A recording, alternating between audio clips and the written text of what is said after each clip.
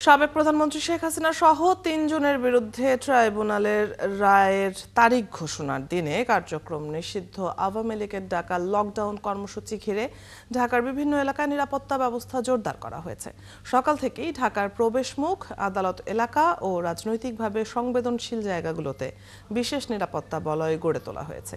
আইনশৃঙ্খলা রক্ষাকারী বাহিনীর পাশাপাশি মাঠে রয়েছে বিজিবি এবং র্যাবের সদস্যরা। শহীদ আবরার ফাহাদ এভিনিউয়ে আওয়ামী লীগের কেন্দ্রীয় কার্যালয়ের সামনে সাজোয়া যান মোতায়েন করা হয়। একই সময়ে মাজার রোড ও বায়তুল মোকাররম এলাকায় জামায়াতে ইসলামীর নেতাকর্মীরা অবস্থান নেন। সকাল ৮টার পর শাহবাগে পুলিশ তল্লাশি কার্যক্রম জোরদার করে। যাতে কোনো ধরনের বিঘ্ন না ঘটে, স্বাভাবিক কার্যক্রম যাতে ব্যাহত না হয়, এটার জন্য আমাদের নিয়মিত যে কার্যক্রম আইন শৃঙ্খলা পরিস্থিতি নিয়ন্ত্রণ করার জন্য তারই অংশবিশেষ হিসেবে আমরা এখানে অবস্থান করছি। সব জায়গায় পুলিশ টহলদারে আছে, নিরাপদ বোধ করছি। গাড়িগুলি কম ফাঁকা আছে, নিরাপত্তা প্রহরী আছে, আপনার পুলিশ আছে, সেনাবাহিনী দেখলাম, ভালোই অবস্থা ভালো। সব মিলে বলতে চাই যে এখন মানুষজনের মধ্যে একটা আতঙ্ক বিরাজ করতেছে, কারণ ঢাকা শহর পুরোটাই ফাঁকা। আমার কয়েক জায়গায় চেক করছে, কিন্তু কাগজপত্র দেখে আমার রাইট পাইছে, ছেড়ে দিছে। রাজধানীর হাইকোর্টের সামনে আছেন সহকর্মী সুমন তানভীর, যুক্ত হচ্ছি তার সাথে। তানভীর, এখনকার সার্বিক নিরাপত্তা ব্যবস্থা কেমন দেখছেন জানাবেন। ভাই ভাই ভাই ভাই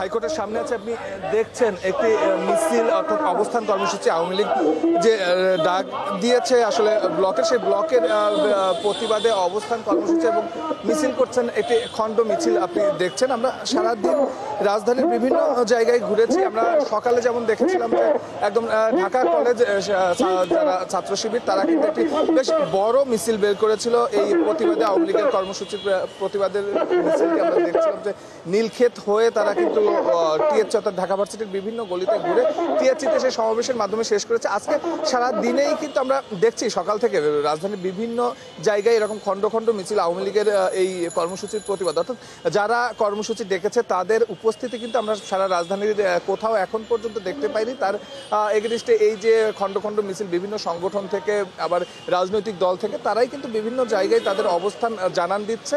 তাদের জানানটাই আমরা সব জায়গায় দেখছি। আর এই যে আইনশৃঙ্খলা বাহিনীর যে সদস্যদের দেখছেন, আমরা এখন একদম হাইকোর্টের সামনে আছি, অর্থাৎ যে ঘটনাকে কেন্দ্র করে আওয়ামী লীগের আবার নতুন করে এই ক্ষমতা থেকে আসলে যাওয়ার পর 15 মাস পরে নতুন করে নিজেদের জানান দেওয়ার চেষ্টা করছেন গত 2-3 দিন ধরে, এবং সেই জানান দেওয়ার প্রক্রিয়াটাও কিন্তু আসলে খুবই ধ্বংসাত্মক। অর্থাৎ আমরা কিন্তু জানি যে এখন পর্যন্ত এই ঘটনাকে কেন্দ্র করে, অর্থাৎ এই যে রায়ের যে তারিখ ঘোষণা হবে শেখ হাসিনার, সেই রায়ের তারিখ ঘোষণাকে কেন্দ্র করে এখন পর্যন্ত প্রায় 17টি কিন্তু গাড়ি পোড়ানো হয়েছে শুধু রাজধানীতে। এছাড়া প্রতিদিনই কিন্তু আমরা দেখছিলাম যে ককটেল বিভিন্ন জায়গায় বিচ্ছিন্নভাবে ককটেল বিস্ফোরণ হচ্ছে। এই সব কর্মকাণ্ডের উপর ভিত্তি করেই কিন্তু একটি হাইপ তৈরি হয়ে গিয়েছিল এই আজকের 13 তারিখে আসলে কি হতে যাচ্ছে, আওয়ামী লীগ আসলে কি করবে, তারা তাদের নেতাকর্মী আসলে রাজধানীর ঢাকার বাইরেও বিভিন্ন জায়গা থেকে আসছে এমনও শোনা যাচ্ছিল।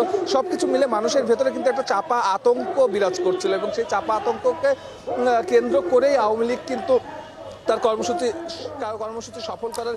সুমন তানভীর, আপনার কাছ থেকে আমরা নিরাপত্তা পরিস্থিতির খবর জেনে নিচ্ছিলাম।